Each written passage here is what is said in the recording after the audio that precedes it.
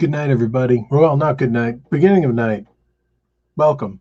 Good to see everyone. Thanks for coming in tonight as we get into one of our final panels before we start really into conference-related material. This panel is on partnership, parenthood, and caretaking. I am Ethan Baird, the executive director of NERFA. And the person that is desperately planning and putting together a lot of fun for this year's conference. It's coming up in about 2 months now, November 12th through 15th, if I remember correctly. Maybe I did, maybe I didn't. But please do check that out. If for our artist folks out in the community, please specifically go and register now, because we did extend the formal showcase deadline. The formal showcase is actually going to be a heck of a lot of fun. We're working with a number of venues who are going to open their doors specifically so that you can get in and record your formal showcase act in one of the great listening rooms in the Northeast. So we'd love to have you. We'd love to have you be part of it. Would love to get you in there. We are really excited for tonight. And we're excited for a number of different projects that we're rolling out in the not too distant future. One of the favorites of the conference is On the Griddle, the old panel where we would have everyone throw in songs and have a panel of distinguished folk DJs listen and tell you what they think of it. We're turning that into a podcast, and the first beginning of that is about to be recorded in the next few weeks. So right now, that is only open to ticket holders of the actual conference. The conference website is nerfa2021.com. Please head over there and grab your ticket. General admission or above, you can submit to all these things. So we've got that coming up. We are actually partnered with our favorite other coast region, Far West, and we are going to be running a guerrilla showcase out there. And again, for people that already have tickets to our conference, you guys are going to get first dibs on playing out there. Some great exposure to a completely different community and completely different audience. So all of those are just fun things that we've got lined up in the not too distant future, and would love to have you guys get involved and be part of the overall game. But that's not what we're here tonight for. You are wonderful people for putting up with me. But we're going to get into the meat and bones of this. I'm going to pull in the moderator of the evening after one last plug. The Spotlight program that we ran in this winter, spring, and summer. We're about to be announcing the winners of the summer version, and that will be airing next week. We're going to choose a time and have a live event with the judges to talk about who won and why, and all of those people will be winning a gift certificate to the sponsor that we started the night with, B&H Photo, who's been a magnificent partner throughout the year, helping us get our feet off the ground. We've been working on this entire streaming thing and looking good, and the entire importance of something as simple as, having a light, stuff like that. So be on the lookout for that next week. Showcase, guerrilla showcase for Far West, On the Griddle, nerfa2021.com, giant virtual conference with many keynote speakers and all kinds of showcasing opportunities across the board. That's all I have to say. And with that, I will get out of your hair and introduce tonight's wonderful, magnificent, spectacularly thoughtful Dan Godfrey. Thank you, Ethan, and welcome everyone to Partnership, Parenthood, and Caretaking as an artist. We have an incredible panel tonight. We've got Molly Venter, who's from the band Red Molly and Goodnight, Moonshine. Dan Whitener, who recently, almost a year ago, became a father and recently performed with the band Gangsta Grass and America's Got Talent, all in the last year, first year of his child's life. And we've got Meghan Cary and Peter Farrell, who have been making a career together and separately for some time now as a couple and as a family. And we're all going to be talking today about the challenges and rewards of balancing a musical career, intimate relationships, and family life. So without further ado, why don't we have the panelists introduce themselves, and then we'll get right into the discussion, starting with Molly. Hi, thanks, Dan. So fun to be here. What a cool platform, Ethan. Yes, I toured for a long time solo, and then I toured with Red Molly, and now I mostly play shows with Goodnight, Moonshine, which is my husband, Eben Pariser, and we met at Folk Alliance, whatever year it was, and when it was in Memphis. And then our bands, Roosevelt Dime and Red Molly, started wanting to do songwriting groups together back in Brooklyn. And then one thing led from there. So we have a almost 6-year-old. Tomorrow our son turned 6. And then a year ago we had twins. Oops. So we did a lot of touring with Otis just as a little guy, and could talk a lot about that. And now we've just started to play shows with the whole family. So it's quite a scene. And I don't know, I love writing songs. I do a Patreon now, and I love being part of this community. So it feels really good to just be with you guys here on the NERFA panel.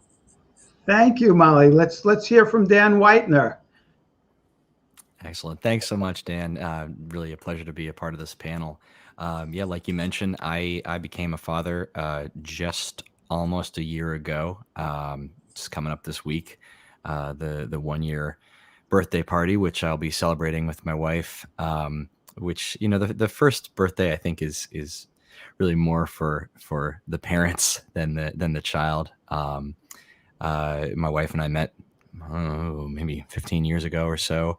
And we've been fortunate to collaborate a little bit on some music that made it into a movie a few years ago.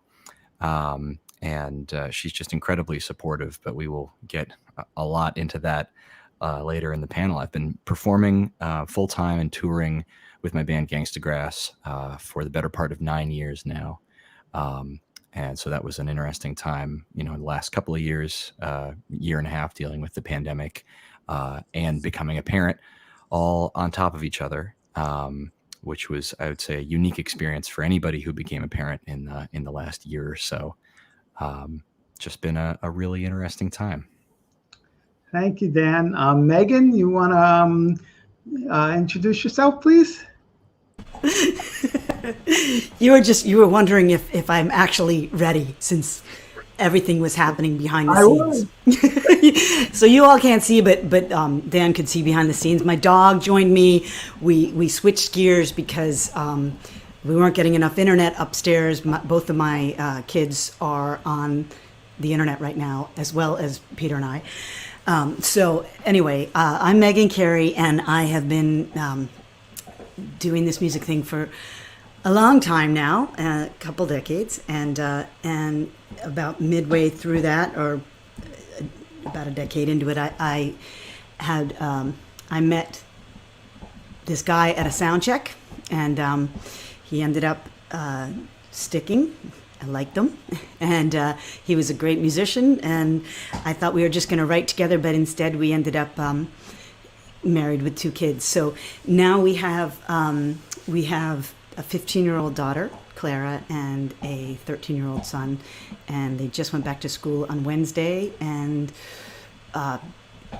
just trying to juggle how things change as the kids grow up, and how we have to adapt, especially since when we go out on the road, Peter plays with me. So he's going to be hopping on in a second to introduce himself, but we tour together, and we have to deal with how that works with the family dynamic. Okay, Peter, let's hop on. Okay, yeah, and so where we met was CBGB's, you know, that's the thing, 2002.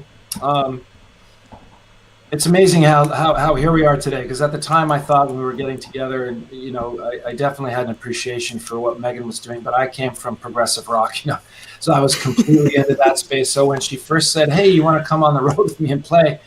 I was just, you know, it was a whole big thing. But I learned a lot, and I'm solidly into the folk and broader sort of genre that it is, and loving it lots. And the one thing I'm happy about is that, our kids have been definitely influenced by what we have done. And so hopefully at some point they'll be in the band. We'll see. Wonderful. So I'm going to take off my magic glasses and start us off with a little time travel, taking us back to what was it like when you first started having this kind of partner in your life, and making that transition from kind of being a person pursuing a music career to a person pursuing a music career and involved in a intimate relationship with someone. Meghan, you want to start us off maybe? Sure. So it was interesting that that I met Peter in a musical context. So like he said, it was at CBGB's, and his band played right before mine, and it was a CD release of my second CD. So I got into music kind of late in life, and in a weird way, I lost someone really important in my life, my fiance, and I picked up his guitar and I started playing it. So music to me was very tied to that, and so some of the things that in a relationship, anytime there's all your baggage that you're bringing to it, right? But Peter and I had this thing. We had this music in common. So for us, it was actually, it feels like music was part of what brought us together, and what made it so that it was the glue for a little while until other things became the glue. And in fact, when Peter arrived in my life, I'd actually just broken my back, or right between when I first met him and when I met him again, I'd literally broken my back on the road because I was just touring way too much, and I was really burned out, and it felt like it was the universe going, stop, enough, get off the road and have a different life. And then I met Peter, and I thought, well, maybe this is the thing. This is the different life. But what he did was say, hey, I don't want you to come off the road. I want to do it with you. Let's keep doing this. Let's make music together. So he actually re-energized my whole music thing. So that the beginning of our relationship was very intertwined with music, and I don't know that either of them survived really separate from each other in the beginning of our relationship. So, Dan, I'm thinking your wife is musical too. I know she's written some songs with you. Were you kind of introduced to each other through music as well, or was it a different path? Actually, as it happens, yeah, we did.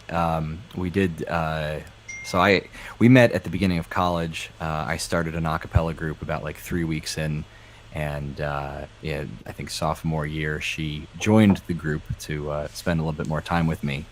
And I hope she doesn't mind me saying that, but we've always been, I think, musically involved from the beginning.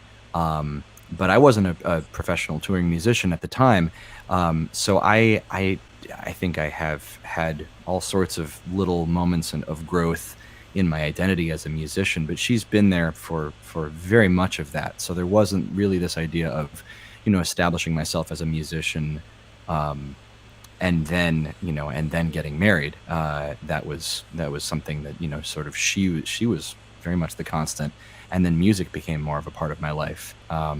And I think that's something that I see with some of my bandmates who, many of whom I'm fortunate to be in sort of a dad culture band. It's helped me, become a dad. A lot of these guys had kids already by the time they started touring and having any kind of career success. So for them, the kids were already the constant in place. And for me, I've seen that change in my life. But maybe it's just perspective. It's just that you have something in place or you don't, and you take on a new thing and you find a way to make it all fit and work. And Molly, your husband's a musician as well, and now you're in a band with him. Did it start out that way? Was that something that evolved over time in your relationship? And did you meet through music as well? Well, we met because our bands met, but then we definitely were saying early on, I remember saying, we will never have our careers be joined together. That is just way I remember that. Yeah. on the relationship. We will never do that. But then we I don't know, we have pretty different musical skills, and so we can. There are pluses and minuses. I think if you're ever in a business with anyone, right? The big minus is that someone can talk to you about business all the time. Like, I thought I was just getting a tea and you're talking to me about what I should have done business-wise. But, so that's like the drawback. We had to find boundaries around that and meetings, and we're not going to, don't just talk about like business.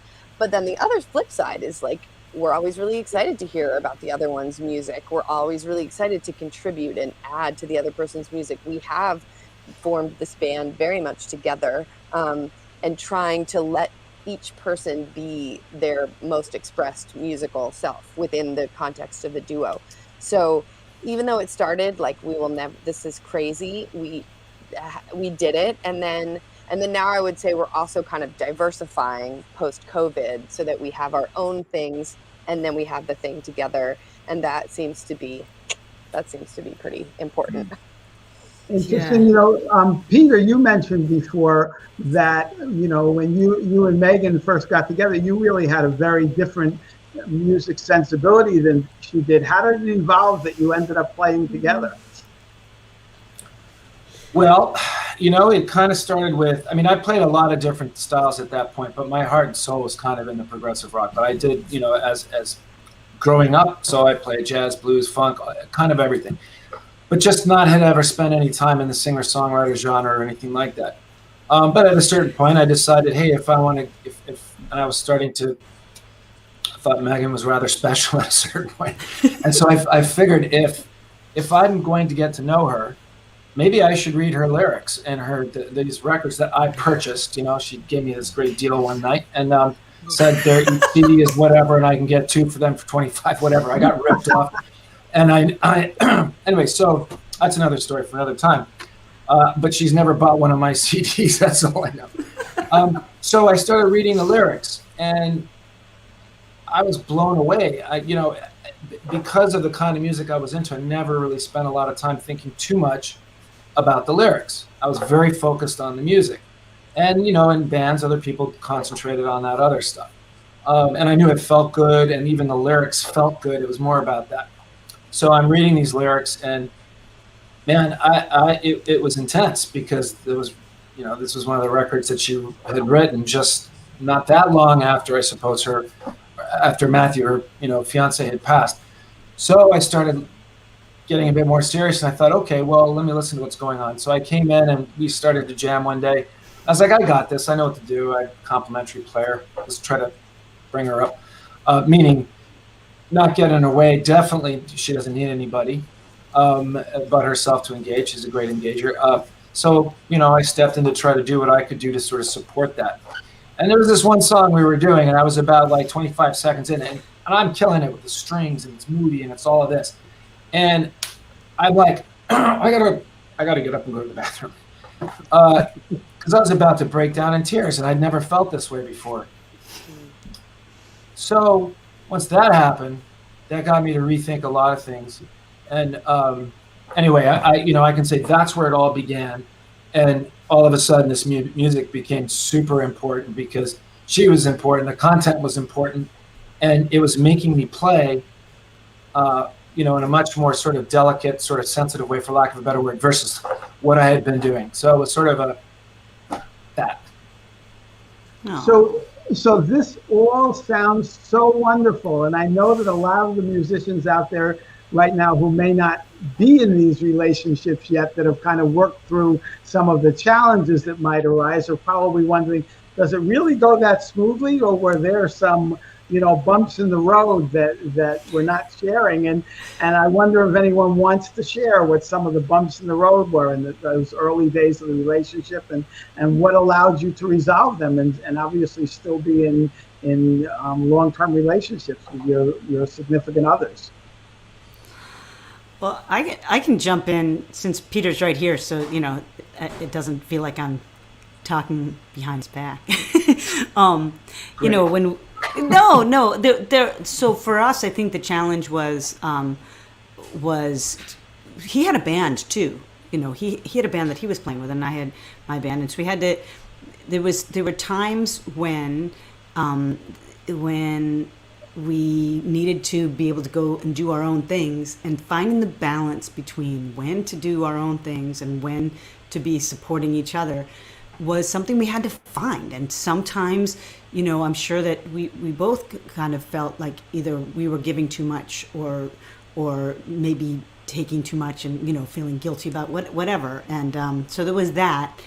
And yeah, I think that the biggest rocky road for us in the beginning was that, and then once we had kids, all of a sudden we had so much more stuff to sort of spread out over the two of us, and so that's a constant balancing act, how much do I do for the kids. Peter's great about he takes the mornings, he gets up and does all the breakfast and gets the kids to school, and then I have the evening doing the homework and the stuff like that, and we have to share that too. So I do have to say though, the thing about having a partner that does, first of all, there's something great about having a shared passion. I mean, it's not to be glossed over. It's really a wonderful thing to have a shared passion. And since it's music, we have a built-in date night. So that's good. We have built-in dates, every we don't have to do that. We have that 8 times a month, whatever. So yeah. I would just add 2 seconds here, because what happened to me was a bit different. So I had my band and I'm spending all this time on the road with Meghan. I actually, it was hard for my other bandmates. And I'd been in a project I was super passionate about, but this other thing's happening to me. And it was difficult. It got real difficult. We're in the middle of recording records and they were laying down tracks and I wasn't there for them. And then I was starting well, hey, I didn't know you were going to do that. Fine, who cares? But at the time, it was just a mentally a difficult challenge to balance these two things. So I would just say that I had to kind of navigate that. Mm. Yeah, I remember, Dan, when you played at Voices in the Heights, I was really surprised and pleased when you brought your partner with you.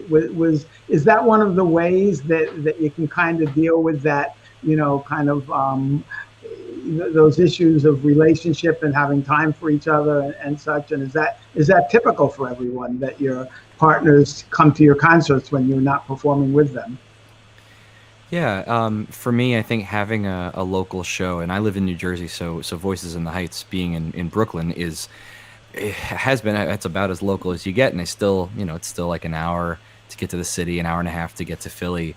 I'm still trying to play more local New Jersey shows, and actually that's been a nice thing that I did in the last year. Was early on, maybe April, I think, of last year, I just wasn't sure what was happening, and all I knew was I hadn't played in a few months, and it didn't really feel safe to congregate anyone anywhere, and I ended up having a show. I stepped out my front door, I set up my little home PA system, and I stepped out my front door, and I set up a mic, and I played to my neighbors, and I turned it up loud enough that everybody could stay on their own yards, on their own property, so there wasn't, I didn't feel responsible for managing anybody's risk and exposure levels. But that to me really represented, I think I've always kind of had a push towards doing a little bit more local and a little bit less touring, because I think that the touring is sort of the thing that I've had to balance, is being away from home, being away from her, and now from my son. So local proximity is great, and anytime they can come to a festival, something that they might really enjoy and have fun at, they do, and they're terrific with that. But that's balancing the distance, balancing the time, yeah, I guess we just find ways to make it work. I was really trying to avoid saying that. I feel like if we can go this whole panel with that, we just find a way to make it work. But we do, though, right? I mean, nods all around. Yeah. I hope. Yeah, it's so different for you, Dan, because all of us are. I mean, Molly, are you on the road all the time with your husband, like, or sometimes you're on with Red Molly? Yeah, okay, right. But he toured with Red Molly for the last 2 seasons. Yeah. Oh, okay. And just Molly, before that, like was there a time in your relationship where, you know, and I know, you know, I've talked to a lot of musicians about their concerns, kind of about, oh, I don't know if I want to have, you know, a relationship with someone because it'll pull me in this, you know, this other direction. Were there times early on where that was an issue that you, because I know Red Molly toured all over the place all the time, and did it put, you know, stresses on the relationship, and how did you guys find solutions to that? Sure, maybe when you're just getting together, and like Red Molly went and did a month tour in Australia, but you know, we were still dating, and that's tricky. It feels like so long ago, I can hardly remember the person I was that would like bum me out, because now we're together all the time. I'm like, a month would be great, but yeah, that was a little bit. People deal with distance. I was actually really latched onto your question before about was it tricky playing together early on, and I just had the thought that, you know, no two people are alike, so then no two relationships are alike, so everyone's kind of struggle or challenge in their relationship, I just feel like it gets amplified if you're doing art and a business together. So whatever it is that you are, like, your issue isn't going to look like our issue, but whatever it is, it's kind of like a little bit on steroids when you're like mixing business and art. So I just remember early sound checks being like, if I ever play another show with you, you know, like, because we just there was like insecurity, and then there's this coming at you, and there's who's in charge, and there's power struggle. And so early on, I feel like it was actually pretty tumultuous, but that's just indicative of who we are and the way we are. So that's fine. But I just learned too that also in art, like the reason that I can co-write with Eben, and I'm not a great co-writer with anyone else, is because I can be super honest, and I'm not afraid to hurt his feelings. But I'm like a little too much not afraid to hurt his feelings. And so, like, even though I'm giving feedback, I'm tempted to, because he's my partner, be like, oh, that's not a good line. No, that's a throwaway line. You know, but I would never say that to anyone else. So just learning how to treat your partner as though they were a great friend, and you'd be like, sure, that could work. Also, it could go here, you know, so learning how to, once you're close, once you're in it to win it and you're together, you know, then taking a step back and like, oh, how can I address this person as though they were new, as though I didn't know them inside and out, as though we didn't share a bathroom. How can I be really respectful that this is their art and they're really sensitive about it, just like I'm really sensitive about my art, and how can we navigate that together? That's like really rich territory, I think. Yeah, can I for just, sure. I just so Peter actually brought this up to in the very beginning of our relationship.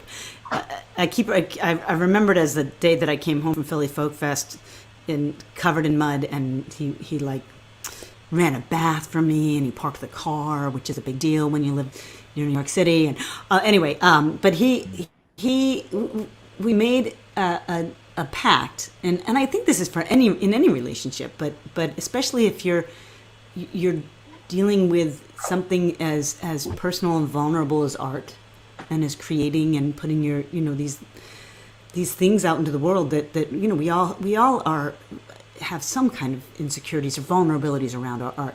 So what he said, and we agreed upon, is that we would always remember and always know that if one of the other of us did something that really pissed us off or really hurt us, like was really, wow, that hurt, that we have to remember that was not intended.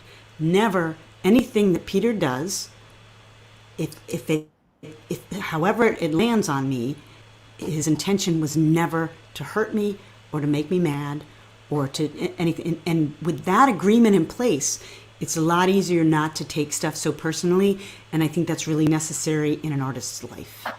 Great. I would add though, sometimes it's also about just giving each other a hall pass. Yeah. You know? Yeah. Just let that one go.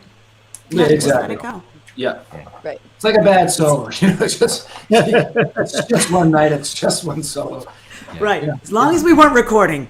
Oh yeah. And my thought too, and I'm sort of thankful I'm not in like a, I mean I've collaborated with my wife, but I'm thankful to not be in like a touring band with her, and just because, like being in any band is kind of like a marriage, right? And I'm interested to sort of hear everybody's thoughts on this because I think so much of what you're saying applies to potentially all of your musical collaborators, not just ones that you're in a romantic relationship with. Right. So that's just always kind of going to be there. And the elements of, getting sick of somebody, you're going to get maybe just as sick of just a regular old bandmate. You spend so much time in the van with somebody and you're just going to start to lose your mind. But then all of those things about giving each other grace, giving each other hall passes and assuming good intent. I think all that stuff has to apply still. And then after you've worked all that out and put in all that effort and all that, time talking and working things out, then you have children. So we all know that children are a huge change in anyone's life. Let's start with Dan on this one, since he's closest to it right now. How has it impacted on your life to suddenly have a little one? And how do you kind of like, as you're starting to, get into this, right? What are some of your thoughts on what the challenges might be and some of the ways in which you and your family can meet those challenges? Sure. Well, if I had had a kid a couple of years ago, I would probably have some pretty different answers for you. But I just want to be clear on the one point that is, when I went, let's see, we found out we were expecting, I guess in January, and like 2 months later, I went on the longest parental leave any of us have ever been on, because in March, all the shows got canceled because of COVID. And so in September when he was born, throughout most of the pregnancy and throughout much of his early life, I was home. And I didn't have a choice in the matter. I was, I didn't have any shows. And I was really thankful for that. I think I was experiencing some burnout at the time.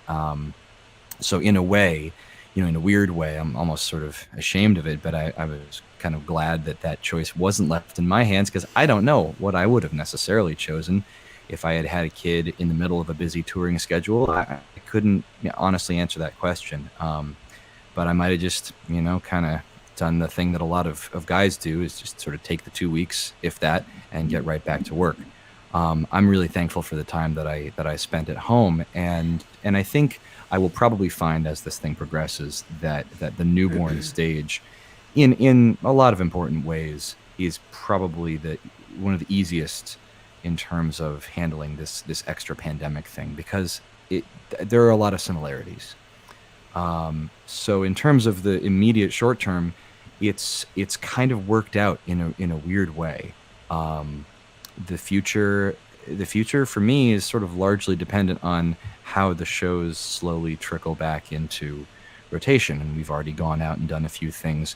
It's weird because the shutdown took that decision away from me. And then getting on America's Got Talent, which you mentioned, kind of also pushed the decision on getting back into the swing of things, because it involved traveling out to the West Coast by air, going out there for weeks at a time, being in this established bubble, and a lot of testing and a lot of, just sort of having to answer a lot of questions that we maybe weren't ready or wouldn't have pushed to answer as quickly. But this was an opportunity that came up, and we evaluated it, and chose to do it. So that was what got us back in the flow of things.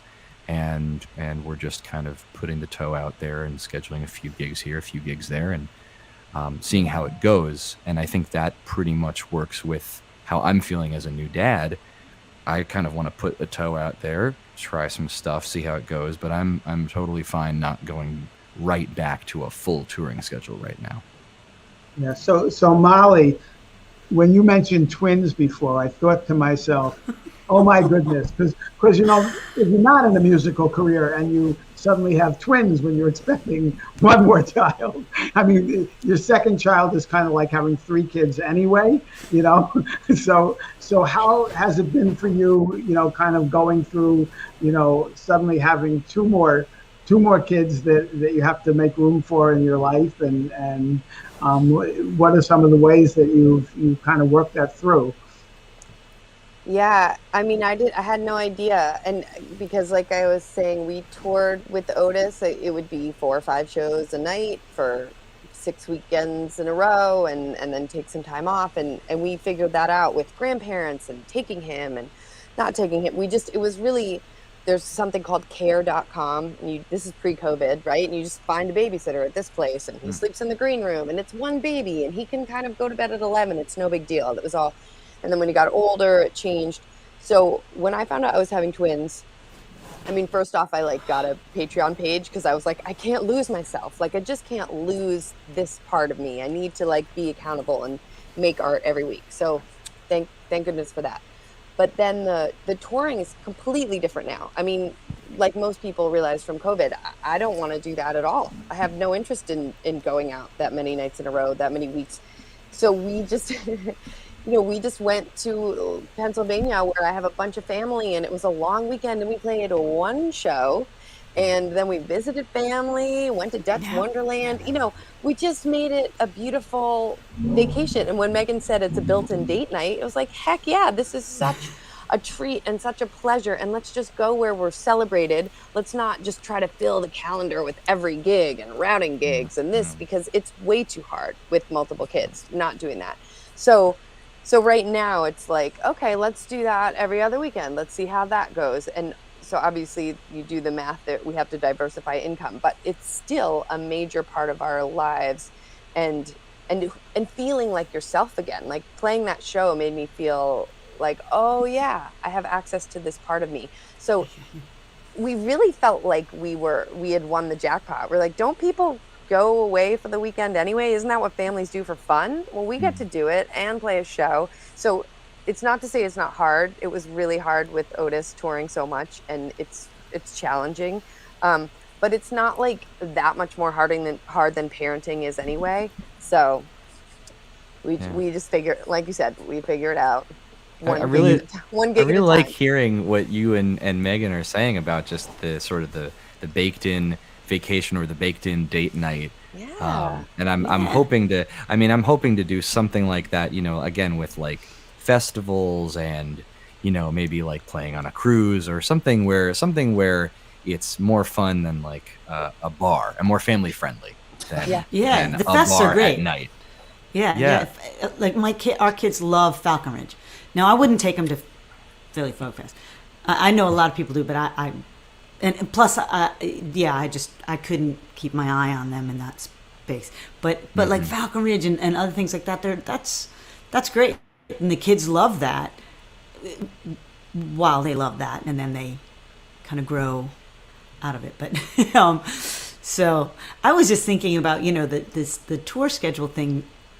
One of the things that we didn't talk about this yet, but having bandmates, so Peter and I tour together. But we play with other people, and some, I have a couple, we'll call them sidemen, but I consider them part of my band. Like Bob Beach plays with me all the time. I consider him a part of my music, and I like to have him there, and Jocko, and my whole gang. But with the kids, I know Bob is used to a certain kind of touring. You route.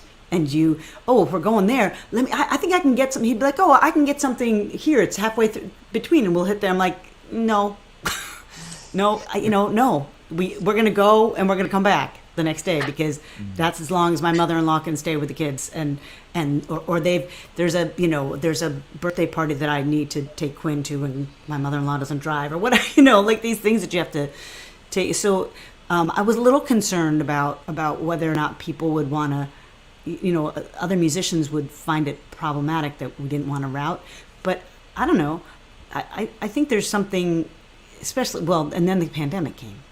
Right. So we kind of were all let off the hook on that. Yeah. So, yeah, I mean, I don't know. I don't, it's going to be very interesting to see when we go back, how we go back. Because I know I don't want to go back to we had gotten into a pretty heavy schedule. And our 2020 schedule was set up to be really heavy. And I was a little bit intrepid. I was like, I don't know how this is going to work. It's going to be, but I didn't end up having to see. Yeah. The 2020 that never was. Dan, I had one quick thought about tour scheduling. If I could, it doesn't have specifically to do with parenting, but the idea of not filling every night. So one other thing that sort of happened that we just came up with because of the pandemic, but I hope that we continue with, is we've started baking in a quarantine period, sometimes before or after our last show or whatever we do together, maybe our last flight. We fly home from somewhere, and then we hole up. The whole band does here in like an Airbnb or something for like 3 to 5 days. To see if we develop symptoms, and then we might get tested at the end of that before we go home to our families. And the really nice thing about that is that we, it changes the pace. It allows us to spend, creative time together that we might not otherwise be able to spend. And this is stuff that we probably would have benefited from years ago, but we just never had a reason to really force us to do it. And so the quarantine thing as a concept has helped. But I really like you both were saying, just kind of getting away from that fill every date on the tour schedule mentality, because I think there's a lot of healthy reasons to not do that. It actually ends up being worth the whatever pittance you were going to make on a Tuesday, but maybe it's not worth playing that one extra show. Yeah, I was thinking as Meghan was speaking, and you just kind of reiterated some of that, Dan, that there's the slowing down that the pandemic has kind of caused people to do. And a lot of people, I think, are in that position that you're talking about, of kind of saying to themselves, gee, this kind of feels good. This really works for me to slow down. Peter, I was going to ask you if, you're finding the slowdown is giving you more of what you want, and if you have imagined and thought about ways in which that could become more of a permanent part of your life and not just a response to the pandemic. Yeah, I mean, that's an interesting thing. I would say this, that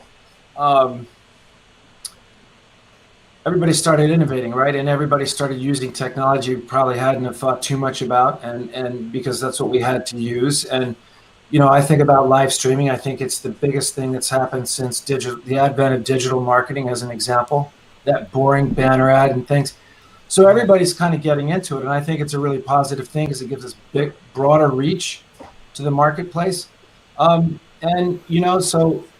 tied into that, I discovered platforms like airgigs.com, and that's a plug. I do a lot of things with them, but it's an online marketplace for buyers and sellers of music. So it's a place for all instrumentalists. Go to airgigs. It is, there we go. You can put what you're good at up there. You can offer, for me, I offer a chance that, I'll play some keyboards top of your tracks or a bunch of instruments, whatever it is. I set the price and so on and so forth, and there's someone on there who needs that, doesn't have a band and so on.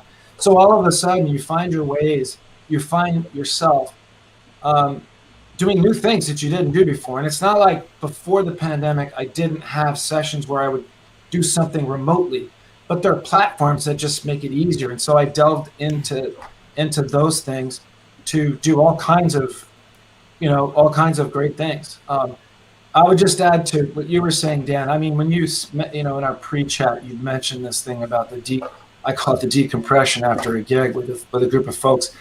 I think that is profound because, in a weird way, no one's going to probably agree with this, but, like going to NERFA sometimes is this elevated, high impact thing. It's all in it. Yeah. And you're all in doing your things. And then you come out of it. Now I'm super feeling creative, but I got to go back into this other thing. And I want to do this after NERFA. Let's say NERFA? Let's stay a night or two and just play. Anyway. Speaking of NERFA, there we go. Deadline extended. Come on. Yeah. Get your showcase apps in, and you can do it with Farm too. Come on, go ahead. Oh yeah. It's, really it's cool. a good time. It's a really Oh good time. yeah. Oh, look at that. Will you be? Oh, look at that. We're on the Jumbotron. So I was going to say about the decompression thing. After NERFA, I mean, especially when you have kids, you're going to come. We would go to NERFA, and we had a friend who would come. Marcia would always come, their godmom, and stay with them, the kids, for the weekend, so that we could go and have this whole weekend of not sleeping and not being available. Like, you know, when you're on a regular tour, it's like, okay, I'm here. If something goes wrong, you can call me. It's like, you're at NERFA, no, you really can't call me. I'm probably not going to answer. So we would have somebody there, and then coming home, that trip home, you just have to get all the decompression happening in there, all the oh, do you remember, and so I met so and so, and how about, did you hear so and so, and all that stuff that before you walk through the door, because then you walk through the door and it's like, let's put the bag down there, and so how was the football game, or how was that party, and you have to switch gears. Compartmentalizing is key. I'm not that great at it.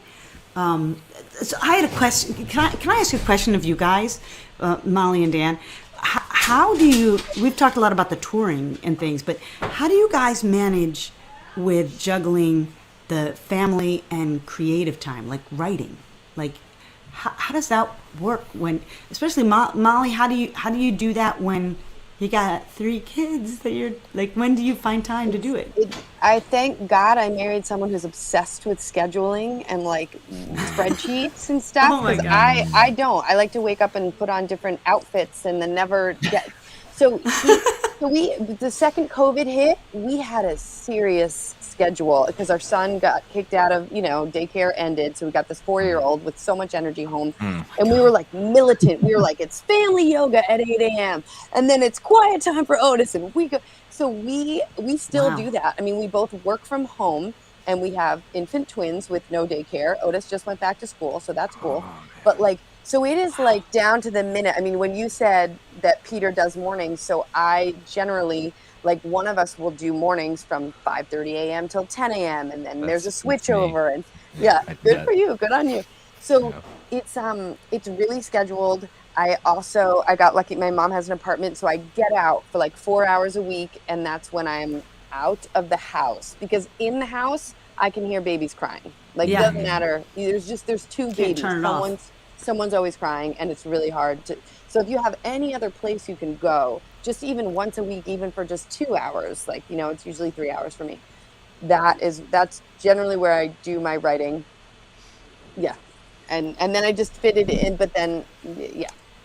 So scheduling and scheduling in time to be away from the house, because even like my kids go to school, and we had them in daycare when they were pretty young, so we could do what we needed to do. And I remember the guilt over that, like, why would I have them in daycare? I'm at home. I don't need to have them in daycare. They could be here with me, but right, No, we've been doing that too. We made an earlier decision than we could have to start daycare. Yeah, and so anyone out there listening to this, it's okay, because just because we're working at home, just because it's a creative endeavor and there's not maybe a boss who's saying, hey, this is due by this date, it still has to have a due date, and you still have to do it. And so it's okay if you need someone to watch your kids for a while so that you can do it. It's still valid. I want to make a pitch. I want to make a pitch for summer camps too. There are all these music camps now, and they are great places to go with your family, because your kids get entertained with something and you can do your own thing for a bit. And it's this great opportunity to kind of be together as a family, but not have to be on all the time. I know probably some of you have done that. I see that Molly's kind of going that, but that really is a way for a family to kind of be away together, but have separate time. Have any of you done that? Just out of curiosity, Molly, it looked like you had it. No, I just keep hearing about it. And anytime someone tells me there's a campsite that also has a little kid care, I'm like, we're going. Yeah, we did a cruise because it had kid care. Yeah. It's like I never was going to do a cruise, but Yeah, when Molly did Kayamo, I mean, Splash Academy, Otis was just there all day Yeah. long. Awesome. So yeah, and there's these retreats if you're in the Philly area that Philadelphia Folk Song Society does, spring thing and fall fling. Now they've been virtual for the last 2 years, but when they're back in there, it's like camp for grown-ups, and the grown-ups all get to stay up all night and around a campfire doing what you do around a campfire with your music, your different instruments, and the kids are just running wild, but they're safe because they're at this camp, and it's just fabulous. But and those are just for like long weekends. It's almost like a festival, but a festival where there's so many kids, and it's so sort of enclosed, like it's the kids just run in a pack, and you don't have to worry about them. Awesome. Yeah. So yeah. So we're almost moving on now to kind of as our time machine goes forward. We're now getting to that stage that I know your kids are in, Megan, and maybe Otis is getting there now. And Dan, you got a long way to go, but I'm sure you'll be able to think about this because you're a deep thinker. So what happens when your kids start having lives of their own? How does that change the equation? You get a dog, apparently. You get a dog. I know, this is crazy. So yeah, just when we got the kids old enough that we could leave them without having to worry about it, we got a puppy. And it was like, oh, shoot, I got to be home to walk the dog. Anyway, well, we actually just, like, right before the pandemic, when this year that we were trying to schedule, we had a lot of stuff. And there was one thing that we were going to do is a trip out to Chicago to play Woodstock Folk Fest. And we were going to tour out there because it's hard for us to fly because Peter's got a lot of instruments, and so we were like, no, we're going to do this as a tour, and we're going to take the kids with us because it's in the summer, right? So we're gonna stop at this place and that place and this place, and as I got thinking about it, first I put on my tour cap, and I was like, okay, we can stop in Louisville, and we can stop. And then I was like, wait a second, we need to stop some places that have. Not only places that have fun stuff for the kids, so I started looking for water parks or theme parks or things like that. But then I was like, I have to build in the time to do that, because usually you're driving during the day, and then you get to sound check and you do your show, and then you go to bed, and then you get up and you drive again. And the kids don't want to just be sitting in the car. Like, think about what they like. So there has to be a day off to drive somewhere and do something fun for them, and then do something the next day, and then be there for the show and not have to drive that day. You know what I mean? So I started getting it all set up, and COVID happened. But before COVID happened, my then 14-year-old was like, I don't want to spend 10 days doing that. I'm going to stay here and be with my friends. So Nana, that's my mother-in-law, maybe she'll just come and stay with me because I'm not doing that. And I'm like, oh, okay. Okay, well then, there you go. So it's different, I don't know how I'm going to. I'd like to hear from Peter. I wonder, I know you kind of, in some ways, you joined in what Megan was doing. Do you ever think now, as your kids are getting older and their needs are changing, do you ever think of backing out of that so you can have, kind of more time with the kids as they're transitioning to this point where they kind of want their own things? And has that crossed your mind? Is it something you think about? Is it something the two of you think about? I mean, that's a great question. That's a deep question. But so, to be honest, I always sort of felt like, I got to be the best that I can, right? And we all have to be the best parents we can.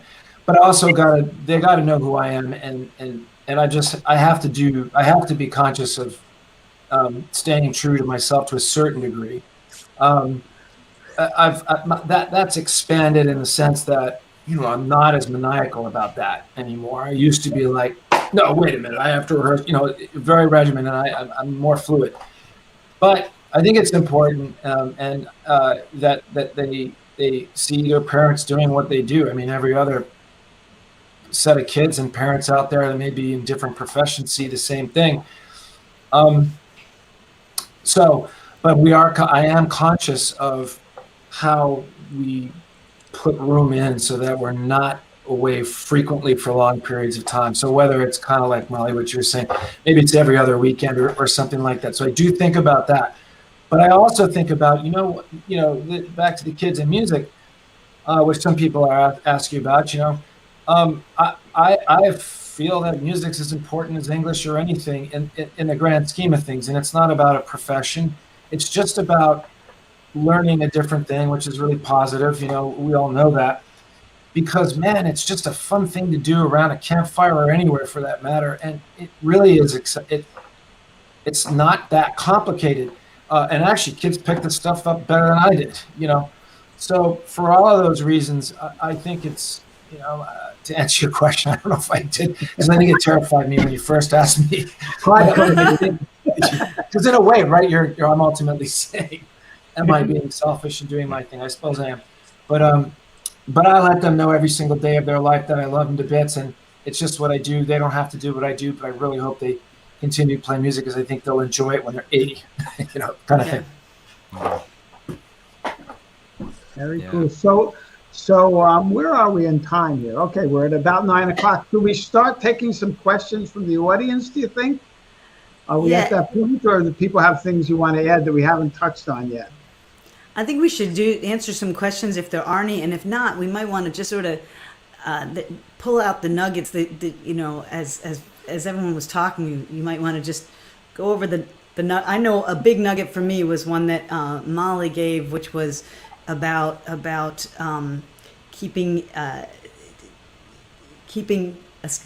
to create a schedule and giving yourself time away, physically away from the house to be able to be creative. That was something I needed.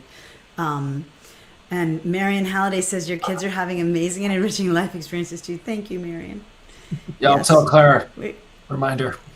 When we play in Louisville, it's because we're playing with Marion. Because that's where she is right now. And Louisville. Am I saying it right, Marion? Louisville. Louisville. Yeah, I think that's right. She's gonna laugh. She's there going, no. Please correct us in the chat. Yes. So So if there's not any questions, I think that there are some things that I don't know, Dan, either Dan. Were you guys? I wanted to jump on something that Peter said, please. Honestly, about your kids seeing you for who you are and seeing you do what you do, and this is something that's sort of important to me. I grew up in a musical household, listening to my dad play, and my dad, recently retired from a great career, not as a performing musician. He plays for fun. He still plays for fun, and I've always had that model in my life, and then I've become a professional musician. So for my son, I really want him to see both things as totally legitimate possibilities. And if you want to become a professional musician, be realistic about it. It is what it is. I'm not gonna, blow smoke here. And you get to really see, how fun and weird and hard it is. And if you want to just play for fun, that's equally good. I don't care. I do not care which you do. Obviously, you must be some kind of musician, but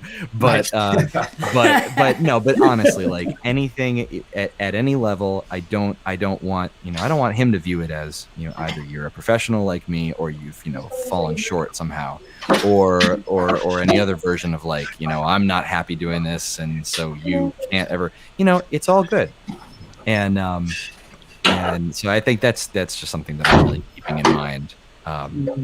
And I wouldn't mind if he joins me on stage, but if he wants to. Wouldn't that be fun? Sure. If for me, if it's fun for him, that would be important. So Molly, is Otis into music? Is showing any interest or? Not more than like the next kid. He loves, but when you guys were talking, I was like, Otis still loves going on tour and asks to go on tour, and it will never change. He will always. Hopefully he'll always want to come on tour with us. No, he loves, when someone asked him recently if he wanted to be a musician, he goes, I used to when I was younger. So when he was 3 or 4, he was into it. Look at that. That is. Oh, here we go. That little. Oh my. Oh my goodness. There we go. That's. Hi, bud. Look at was bound to happen. is this? It was gonna Oh happen. yeah. Had I know. to happen. Quinn Yep. came in to give me. Quinn just came in and said, "You need to sign these." That's Say not hello like to that Henry, anymore. everybody. And Hi, Henry. an early happy birthday. Nice. Oh, happy birthday! Oh, he's yawning. And good night. No, say good night to Thank Henry. Oh, good night, Henry. And there it all is, folks, right there. That's Yeah. what it's all about. That's what it's all about. This is great. I mean, Dan, I did Voices in the Heights virtually with you in the last year, and he got to make a little appearance. And that was the sweetest moment of the whole year. You know what I like is just you run into folks out there that are other musicians, and they're sort of not where we are. I mean, they're a little further behind, meaning not behind, but they don't have the kids, and they see it, and they it can't possibly happen. I'd have to give this up. I'd have to do that. It's all these sort of things that we put up. And man, before that all happened, we all do that to ourselves musically. But here it is. A great example this evening of, great stories, and we're doing it, right? We're figuring it out, and our lives seem to still be very involved in making music and making it work. So I think that's hopefully a message that other people can get, that it's super doable, and particularly those, then when you have a partner involved. I don't know. The bottom line is I always sort of think that for those couples that are in sync about things, it's it's just an awesome thing. It's like date night, and we've talked about it. The only thing that we had to adjust, I would say, is when you're going out there figuring out how much it costs you to put on a performance, you got to bake in these other things to make the family happen, and it changes the cost dynamics, whether it's babysitters or making room for an extra day so we can go to water park. It's worth it in the end, but it does change, sort of that cost structure. But you can do it, and that's Absolutely. such an important thing to say, and I think at one point we were talking about, asking, what are you afraid of? And as not a rhetorical question, it's a real question, because you're afraid of something, and don't let that, figure out what it is and then address it realistically, and don't let it just shut you down before even trying, because you don't know that you can't do this. Right. And Peter is, again, like my guru. He so many times has sort of stopped me from going into a limited belief about, oh, well, I can't do that because blah, blah. I gave this example before to someone that when as an actor, I wanted to go off and do this show, this festival in Dublin, and it was going to be like 10 days away. And I was, my first answer to this playwright was, I can't do that. And Peter's like, well, we can make it work. I said, but how? He said, just, if it's what you want to do, then we'll make it work. You can't fuss about the how so much as just be real intentional about what you want, and then and then sort of give it up to how all the details happen. It's trusting. It's trusting that it's good. One thing I'm hearing that's kind of a consistent theme for all of you is kind of this flexibility with each other that makes it possible to kind of respond to the different things that that come up as you're kind of going through all these different stages we've been discussing tonight. From first working out your personal relationship with each other, to working out having young children, to working out having older children. It all sounds like flexibility, and really listening to each other really makes it work. And I don't know if that's the theme for tonight, but it kind of feels like it is. And everything. It's an important one. I really think that that's a centrally important thing, and communicating, because so I'm in this particular transition period right now, and I'm still learning what I actually want, and what my wife wants, and what my kid wants. I don't claim to know those things yet. I'm working on it, but you have to listen, and not just, like with that fear, you can't just assume that you know what people want, because you don't even know what you want, and you gotta, in a time of transition, like becoming a parent or something, you gotta really listen and learn what that actually is. And that's the flexibility, I think, is real communication, and figuring that out. And this keeps popping up in my head. So I'm going to say it like everybody has to do this, no matter what, whether you work on Wall Street or whether you're a teacher or whether you're a doctor. Everybody has to figure out how to balance work, life, relationship, but I think what the significant things that make it different for especially a musician is that kids go to school. When they finally get going to school, they go to school during the day, and most people work during the day, but artists and musicians work at nights, right? When the kids are coming home from school and when you would be normally doing, and weekends when you would have time with them. So there's that flip-flop schedule. And then this is just, after listening to everybody, what I'm hearing, there's that. And then there's the fact that to be artists, we have to sort of leave ourselves in a space of vulnerability and in a space of like turning off our editor for a lot of things. And so then when we get into relationship, we have to be conscious that we are vulnerable beings who are often thinking from our right brains, and we just have to honor that and be gentle with each other.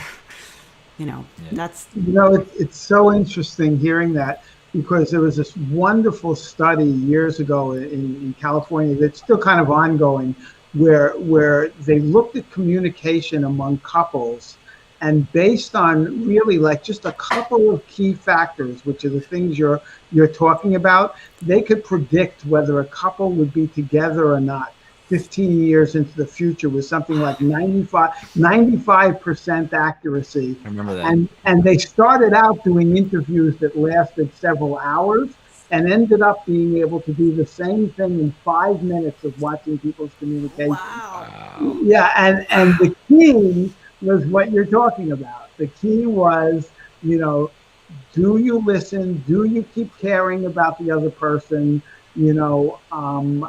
Are you open to the possibilities? Just these simple things that you're describing that have obviously worked for all of you, because you all are in relationships ongoing with families. And I think it's a great model for all of the people out there in the audience, kind of maybe thinking about these things and trying to figure out what can I have in my life and what can work. And I know I feel like, wow, it can work, it's kind of reassuring, I hope so.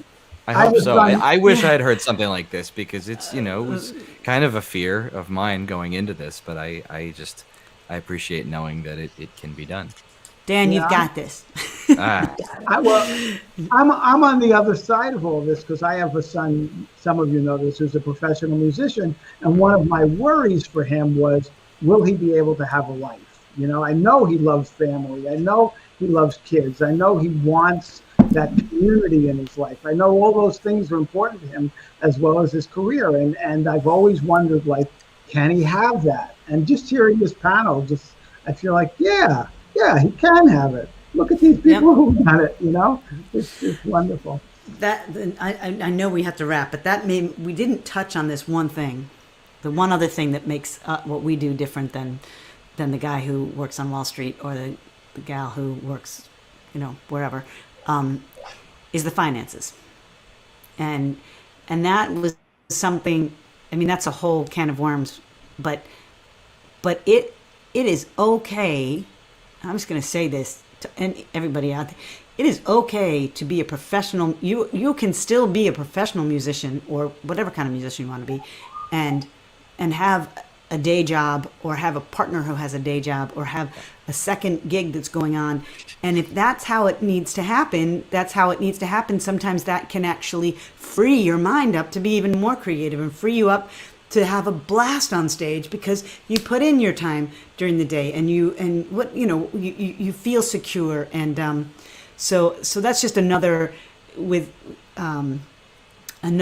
factor that needs to we didn't talk about the fact that kids cost money. And so if your fear is, I can't be a musician and have kids because I won't make enough money to raise my kids the way that I want to raise them. That's that fear. Like Dan said, look at that And then what do you do next with that fear, Dan?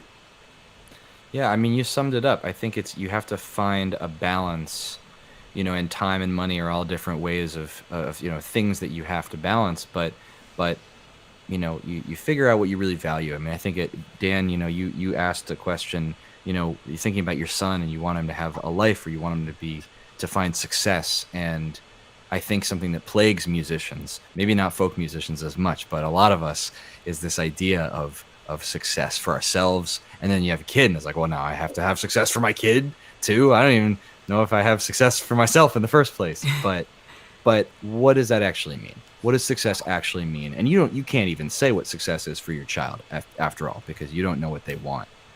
You don't know what they're going to want to believe, to be and accomplish. But you can try to achieve success for yourself, but you have to figure out what it is, and not be, maybe I'm just speaking to myself here, but not be misled and drawn off course by so many other ideas of what people say success is or should be for them. And that's going to mean, rebalancing your time so that you make less money because you really want to spend this time, with your family, or doing a creative pursuit that doesn't make money. We can do that, right? Like, we can play music that's not professional music, even though I am a professional musician. There are just so many ways to rebalance that might seem like not someone's version of success. But if it's what you want, you've got to be clear about that. I'm wondering, Molly, as your career's gone on, because I think probably among this group, you've had maybe the longest career. Has that definition changed for yourself and evolved as especially as you've had kids and as your life has changed? Yeah. Just figuring out, like everybody said, well, how many shows would I need to feel like I was doing my thing? How many shows do I actually want to? And it might be different for me and my partner. He might prefer to do more and I might prefer to do less. And actually what's most important to me is actually writing. And so how can I make sure that I'm doing that? And yeah, actually, so Eben has this great thing of 3 non-overlapping circles of music. So you've got your art, and you're always going to do your art. And then you've got somewhere where you're making money. Who knows where you're making your money? It really doesn't matter. It could be from teaching. It could be from gigs. And then you've got the marketing and promotion, which you've always got to do. And you're going to do it smartly depending on which way you're turning. But just that idea that, like, it's okay if the money isn't coming from the art right away, or if there are different periods of life where it's coming from different places. Oh, yeah. And this other thing about just balance, for anyone listening, we never get to a point of perfect balance, right? We're always seeking balance, but if you picture a scale, it's just like, it's balanced for a second. Oh, okay. So like, if you feel out of balance, that's normal. That's where we are. We're always just thinking like, oh, okay, I didn't meditate long enough for me that day, like didn't exercise enough that week. So it's just, it's always and you're always recalibrating, because we're always different. Every single day we're different. Every year we're different. But yeah, for me, I used to think like I needed to be performing live, and I don't need to be performing live as much, but I need some of it, and I love some of it. So that's just great to recognize what success is, but what I want to do. Yeah. So we're at 9:15. I'm going to give Peter a chance to talk, because we're going to wrap up soon. But go ahead, Peter, and then I think if there's anything from the audience, and then we'll close the doors. I think the only thing I would add to all of this is that, I look at our situation and I say, hey, between us, we've got lots of skills, and each person, while we are all rounders, in the sense that we do a lot of the same things. We each sort of have certain extra talents in different areas. And it's the balance of those things as you think about a business or like a house, just a household business, just trying to make its way through this world and do the things that it wants to do, get to bed at night, wake up in the morning with no too much trauma or drama, although now they're back at school, it's a whole different thing. But anyway, and through that, you make it happen. And so, and I think that's an important thing. And I also, so financially, right? Meghan does certain things, I do certain things, collectively we make it happen. I also think as partners in a couple playing music, it's also super really important to be able to just sort of get down to ground zero and acknowledge, who's doing what and whose table it is at some point. I joined someone who didn't really need anybody. I understood that. It's her table. So I came to support that. But then that comes right back at me when I'm trying to do other things. And I think in that way, sort of, we finally, all these years later, just sort of figured out a ish balance. To your point, it's like segue kind of gone wrong, but yeah. Well, I want to thank all of you, and I want the audience to know that when we talked about this panel and we met beforehand and kind of went over some of this, we talked about the fact that for this to be valuable to you, that we needed to really have a very open discussion and get into some pretty personal things, which I think we need to thank all of you for doing. I mean, you've been incredibly open, and I hope people take value from that as I think I have. It's really a tribute to you as artists. I think that's part of being an artist in many ways, is to open things up to people and to share with them in ways that touch them and make them think. And I think you've given everyone a lot of food for thought tonight, and I just want to thank you on behalf of everyone listening. Meghan, Peter, Molly, Dan, thanks. And please keep doing what you're doing. Beautiful stuff. Thank you, Dan. Let's Thanks so all much find for having babysitters for NERFA so that we can do our virtual things while doing NERFA. Because it may be virtual, but we still need someone to watch the babies. Love you, babysitters. Thanks for those questions, Dan. Really Thank you. great. Yeah, Thanks, it was awesome. everybody. Very good.